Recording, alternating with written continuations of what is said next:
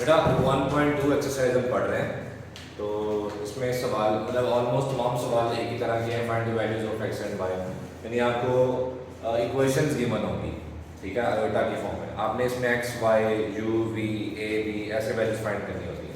जैसे question number 1 के 3 part है। पहला पार्ट देखें, कह रहा find the value of x and y if के बाद ये एक्सप्रेशन हमें गिवन है। अब देखिए इन सवालों में करना क्या होता है, आपने सिंपली लेफ्ट हैंड साइड और राइट हैंड साइड को इस तरह सिंपलीफाई करना है कि लेफ्ट हैंड साइड में भी आपका रियल और इमेजिनरी पार्ट अलग हो जाए, राइट हैंड साइड में भी रियल और इमेजिनरी पार्ट सेपरेट हो जाए, ठीक है। फिर हम कंपेयर कर लेंगे। जैसे यहाँ पे देखिए ये x प्लस 2 रियल पार्ट है, इन दोनों के साथ उल्टा आ रहा है, ये इमेजिनरी पार्ट है। ऐसे भी ठीक है, लेकिन हम कोशिश करेंगे कि इस तरह सिंपलीफाई करें कि x और y इक्वेशन की एक तरफ रहे, x और y के अलावा बाकी वैल्यूज इक्वेशन की दूसरी तरफ ले जाए, सही है। उससे पहले देखिए तीन वैल्यूज मल्टीप्लाई हो रही है, तीनों को एट अ टाइम तो हम एक ही जो है स्टेप में मल्टीप्लाई नहीं कर सकते ना, तो आपको इसे दो को पहले मल्टीप्लाई करना है। जैसे अल्टा एज रहने दो, इन दोनों को मल्टीप्लाई करें, 5 को दोनों से मल्टीप्लाई करवाएं, माइनस अल्टा को दोनों से मल्टीप्लाई करवाएं, ये जगह 15 20 अल्टा माइनस 3 अल्टा 17 अल्टा, अल्टा स्क्वायर होता है माइनस 1 प्लस 4 माइनस 15 प्लस 4 अभी से अल्टा को मल्टीप्लाई कर दें,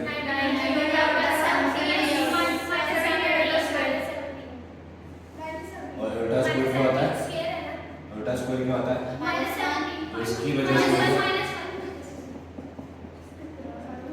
सही हो गया।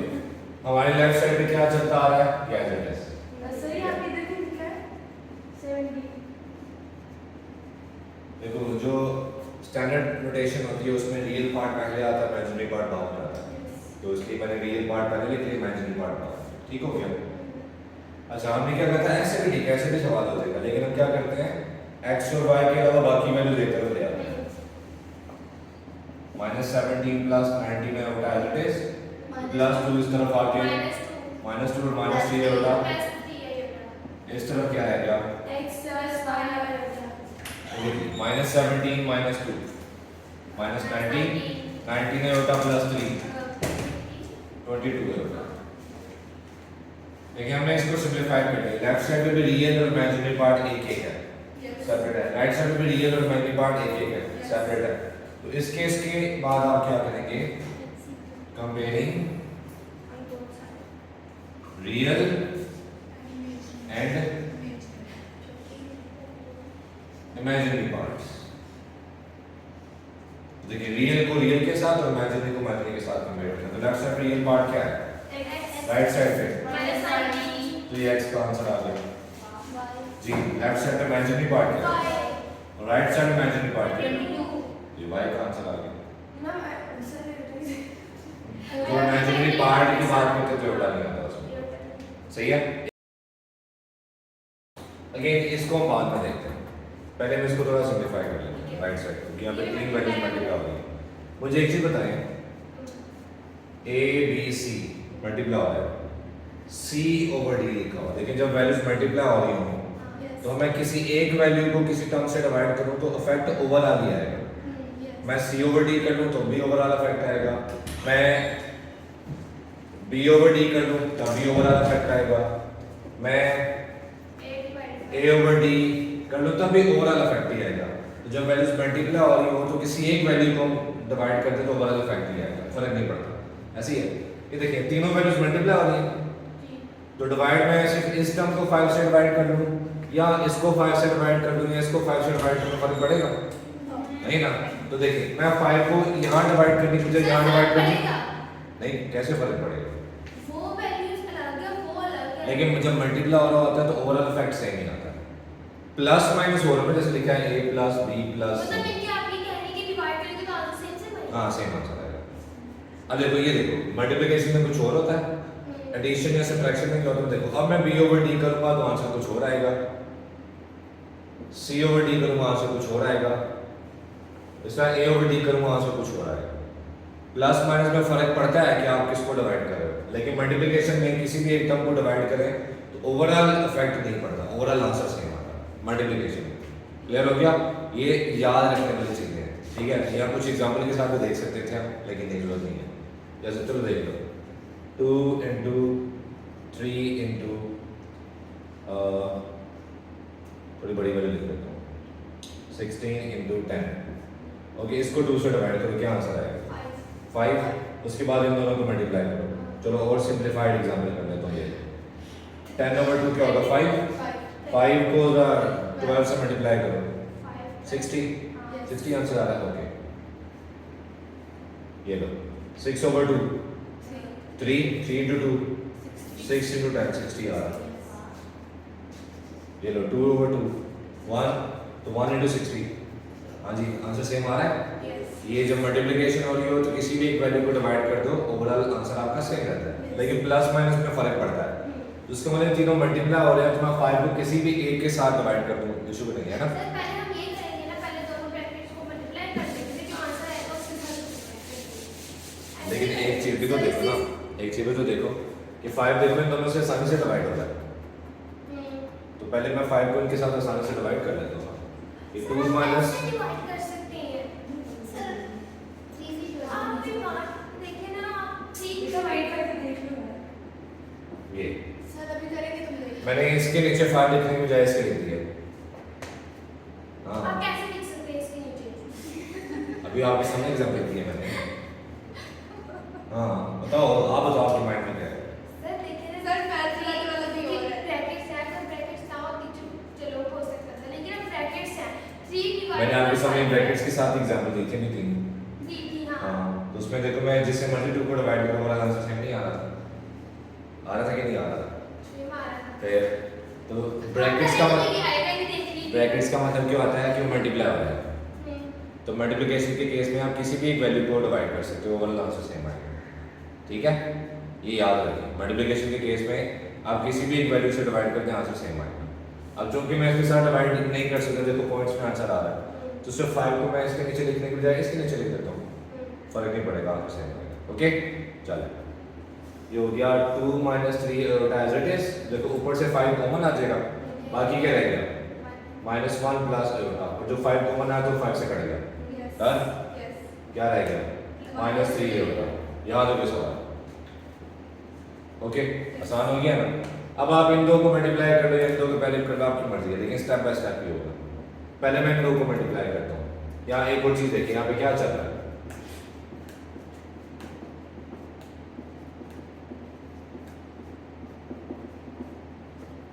इन दोनों टर्म्स को मैं सेम बना सकता हूँ, देखिए सिर्फ साइन का फर्क है।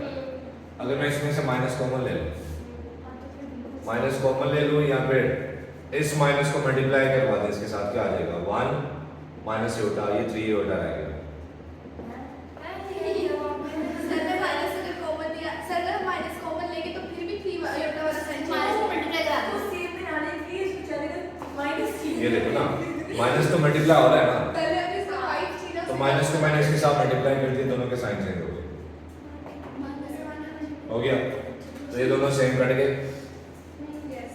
अब बाकी क्या बच गया? x plus iota y equals to 2 minus 3 iota 3 iota, done. इसको मल्टीप्लाई कर दो, 3 योटा तो 6 योटा, योटा स्क्वायर क्या होता है? ओके, यहाँ पे क्या चल रहा है? x प्लस योटा हो रहा है। मुझे बताइए यहाँ पे रियल पार्ट क्या है? 9। Very good. इमेजिनरी पार्ट क्या है? अब क्या करो?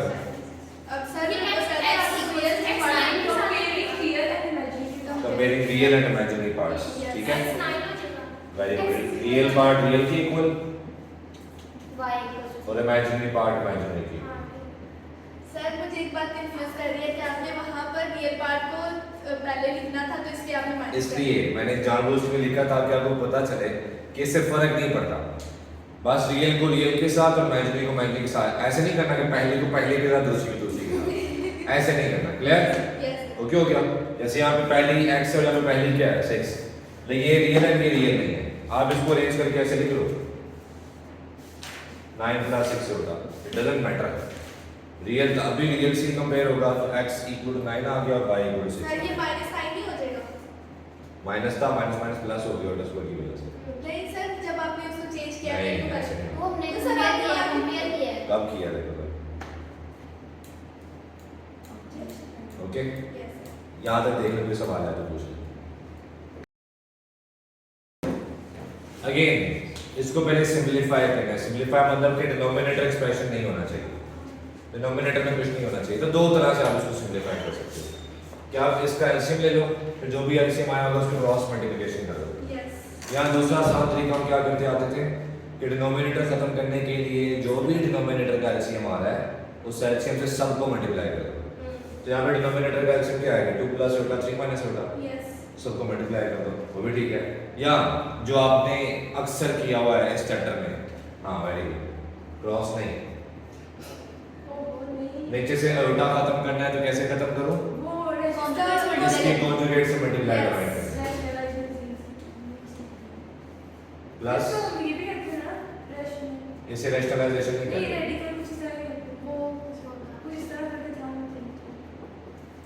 देखिए अच्छा सवाल आपने पूछा है रैशनलाइजेशन उधर ही होता है जैसे लिखा हुआ 1/√2 ये एक इरेशनल नंबर है तो इरेशनल नंबर को रैशनल बनाने के लिए हम इसी से मल्टीप्लाई डिवाइड कर देते हैं इसके कॉन्जुगेट से मल्टीप्लाई डिवाइड करते हैं इसे कहते हैं रैशनलाइजेशन अब ये इरेशनल नंबर तो नहीं है तो इसे आप रैशनलाइजेशन नहीं कह सकते इसे आप कहेंगे कि आप इसके कॉन्जुगेट से मल्टीप्लाई डिवाइड करें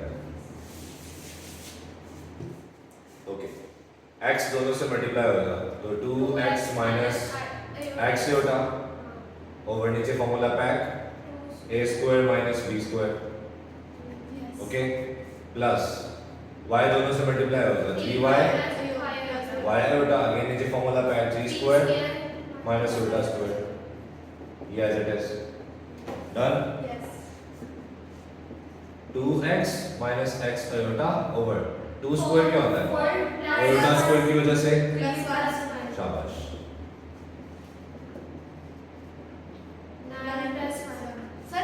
ओके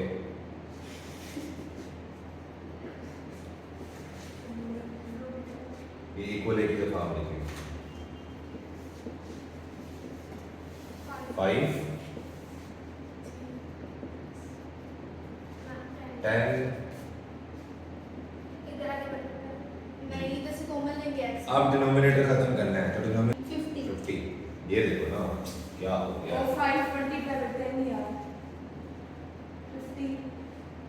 वैसे 10 आ रहा है अब देखें दोनों तरफ एलसीएम क्या आ रहा है 10 तो 10 से दोनों तरफ मल्टीप्लाई करो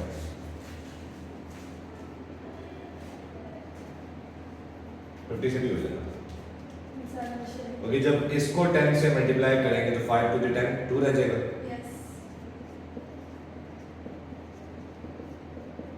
इसको जब 10 से मल्टीप्लाई करेंगे तो 10 कट गया क्या रह गया 1 जब इसको 10 से मल्टीप्लाई करेंगे जी मेरा बेटा इसके साथ हम कैसे लेके आए हैं 5 और 10 का एलसीएम लिया एलसीएम ले लिया सर दो इसमें इक्वल वाली सबको इनके नीचे कुछ भी नहीं निभाना है तो 5 10 और 1 का एलसीएम 10 होता है तो 10 के साथ सबको मल्टीप्लाई करना लेफ्ट राइट से क्लियर हो गया ठीक है अब ला 2 को तो मल्टीप्लाई करके सिंपलीफाई करना है 4x - 2x iota 3y + y iota 40 + 50 iota तो इसमें रियल पार्ट में लग कर रहा हूं जिसके साथ iota नहीं आ रहा 4x + 3y इसको ब्रैकेट में लग कर लें और इमेजिनरी पार्ट क्या -2x + y पहले y लिख रहा हूं क्योंकि पॉजिटिव है -2x iota बाहर निकाल लिया दोनों में से क्लियर रियल अलग इमेजिनरी पार्ट अलग कर दिया राइट साइड है प्लीज देखिए रियल और इमेजिनरी अलग हो गया रियल और इमेजिनरी अलग है तो क्या करूंगा comparing real and imaginary parts comparing real and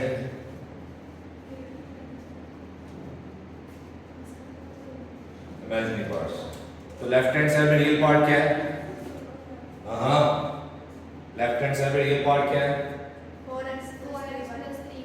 और राइट साइड में रियल पार्ट क्या है 40 लेफ्ट साइड में इमेजिनरी पार्ट क्या है राइट साइड में दो इक्वेशन बन गई, यस दोनों लीनियर है, तो Yes. क्या दोनों को प्लस या माइनस करने से x या y कट रहा है? नहीं। नो तो फिर क्या सोल्व कर सकते हैं? यहाँ से या यहाँ से किसी एक इक्वेशन से x या y की वैल्यू निकाल के दूसरी में पुट कर दें। यहाँ से y निकालना आसान है, 50 प्लस 2x, इससे आप कहते हैं इक्वेशन 1, ये इक्वेशन 2, पूरी इक्वेशन 1 एंड इक्वेशन 2।